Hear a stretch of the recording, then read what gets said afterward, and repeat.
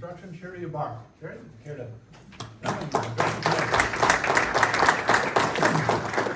If you stick around long enough, I have prizes. The teacher and me just can't. So I do want to thank your chairman, Brent, for inviting me to be here tonight. I don't know if you remember, but I have served as a classroom teacher, a vice principal, a principal, a federal programs director, a curriculum director. I am the only superintendent in the nation with the breadth of that experience. I also served as a paraeducator once upon a time. So you elected me first in 2014 and again in 2018, so I want to just say a sincere thank you because I know Kootenai County is the reason you took me over the top. My policy advisor, Marilyn, is going to give you a letter to U.S. Attorney General Garland, that I wrote to him recently. So where have we been since you elected me in education? Well, we are 5th in the nation for college and career ready. Our graduation rates are higher than they've ever been. We went from recently, just a couple weeks ago, ranking 31st in the nation for achievement to 17th in the nation for achievement. And we did cut government red tape as much as we could under my leadership. We carefully secured nearly $100 million of new money for education each year since I took office.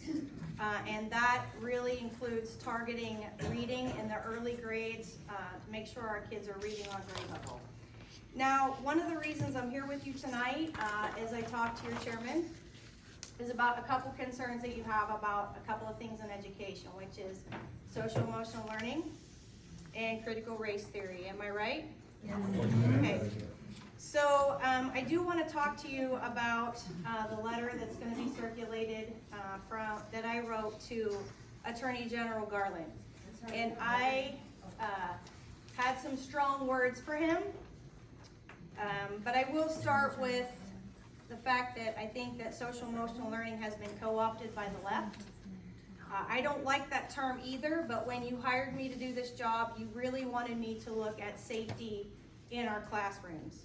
And dear Democrats, I'm talking to you when it comes to trying to find a curriculum that will address this issue that we have in Idaho. There is no curriculum that you can pull off a shelf to address safety in our classrooms.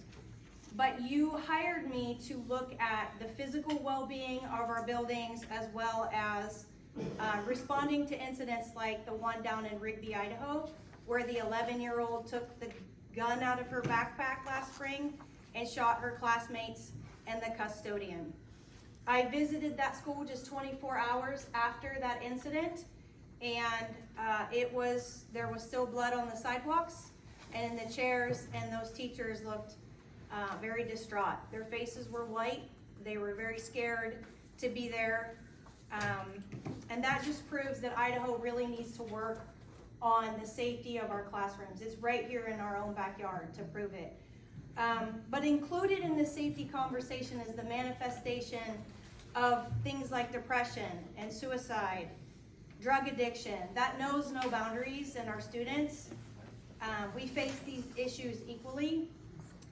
I don't know if you know that the Republican senator from Utah who founded the Garrett Lee Smith Grant to help schools recognize the signs of suicide and build awareness, his son took his own life while in college.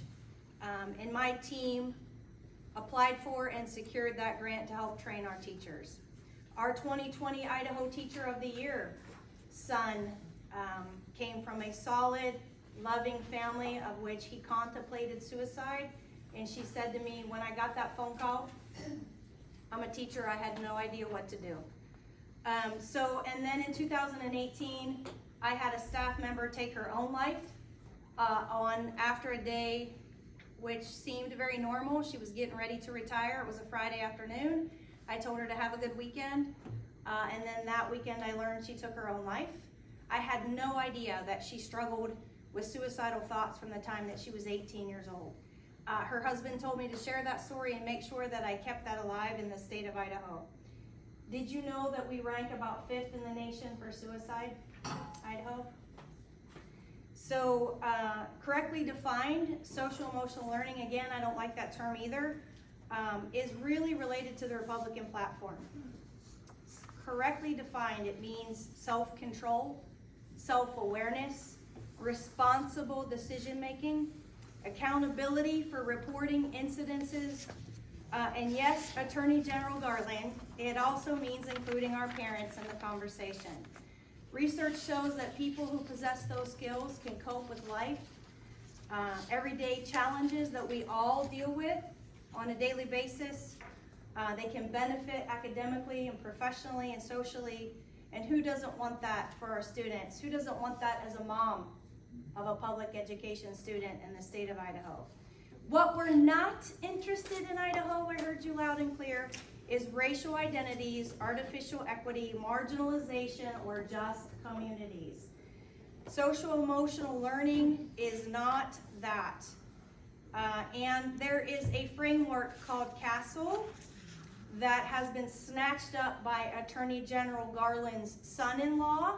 He has put his finger on it. He has put it in all of his own curriculum.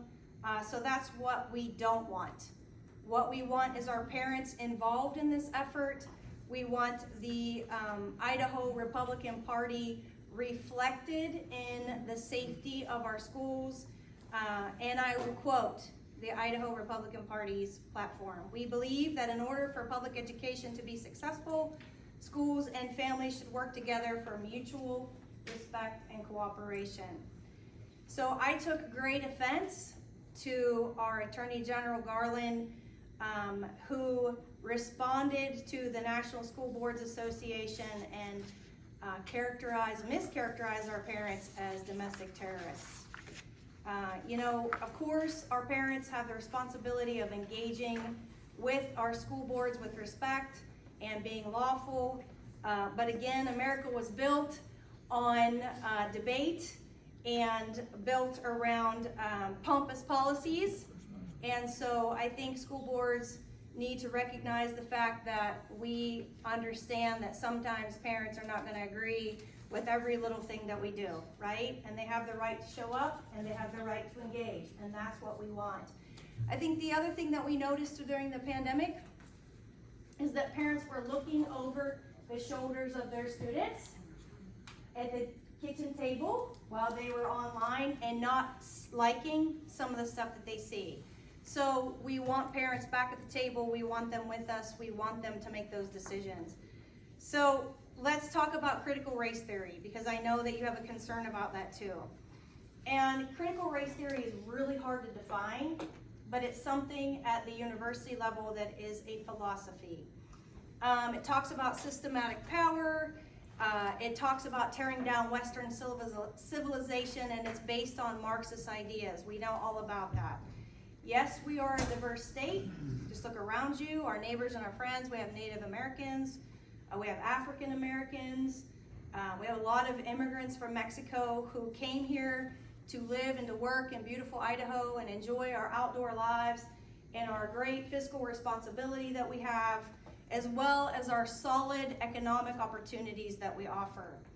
But radically, we do not have to adopt some sort of storyline that tries to erase our history books, or folks like Idaho, who we have a long history with Abraham Lincoln, as well as Lewis and Clark. We just are not going to tolerate that in Idaho. It's not going to happen. We also have to have a strong support system and relationship with our police forces.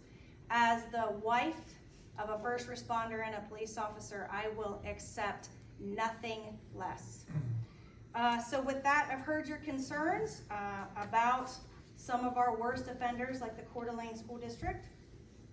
I've had lots of conversations with him, and he did say he held some community groups and talked about some of those things that are offensive to the community, and he's working on it. He did say that he had a member of the public that's been very vocal about critical race theory and social emotional learning stand up on YouTube. You can look it up yourself and say, I was a little misinformed, but that doesn't mean that parents shouldn't be at the table and paying very close attention to some of these things that make us very uncomfortable.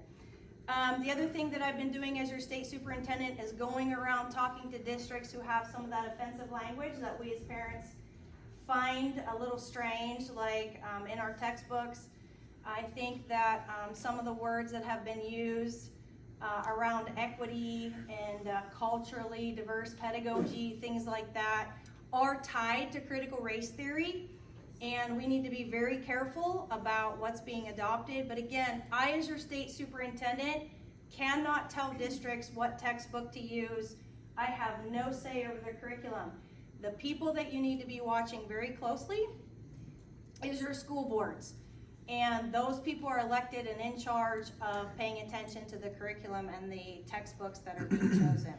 But I do have the power to influence and educate those folks about what everybody is very uncomfortable with right now and to what to pay attention to. I think the nice thing about Idaho right now is all of those journals and the recent publications, like from Hillsdale College on critical race theory. I have not seen Idaho used as an example.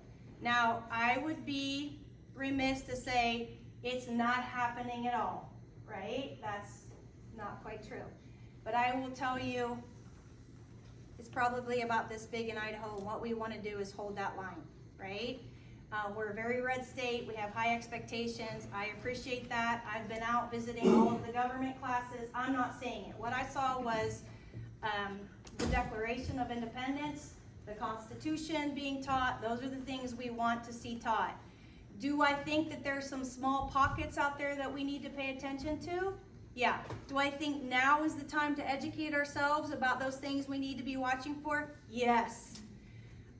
Do I think in those journals, did I see some of those examples like in Virginia that were quite scary? Yes. Are they happening here? No. But again, it's going to be you folks that we count on paying attention to your local board members who's being elected. And critical race theory to me is just simply put, it's parental involvement. Like I said, parents were watching over their students' voters during the pandemic at the kitchen table, seeing what was being taught, and guess what? They didn't like it. So that's okay. It's time to start having that conversation and hold the line in Idaho. So how can you help? Grandparents, taxpayers, again, make sure you're watching who's being elected to your school boards. Make sure you're going to those community group meetings that I mentioned in Coeur d'Alene. Make sure you're paying attention to those policies that are being made at the legislature and speaking out. Watch the candidates, paying attention to if they're informed, paying attention to if they know the history, paying attention to do they know what's being talked about in classrooms. And then again, I wrote that letter to U.S. Attorney General Garland to show my support for your attendance and the right to speak out. If we could wrap it up, please. Yes, and I'm being told I need to hurry. So with that, what I will be working on this legislative session on your behalf, I want to see our students have some civics. And I don't mean 4th grade Idaho history and then again some generic government class in high school.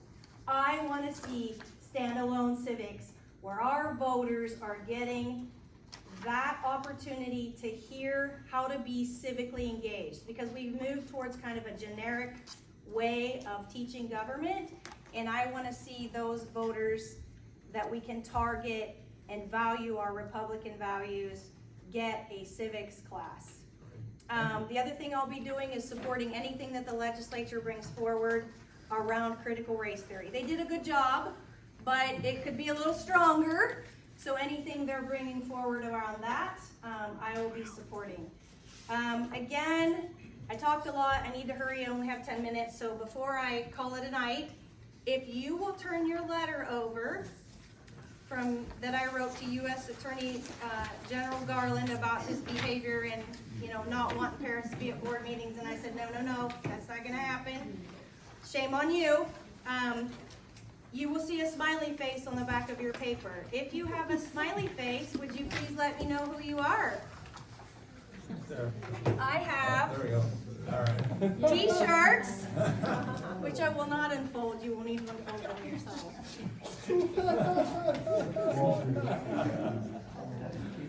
One down there, I believe. I have earrings.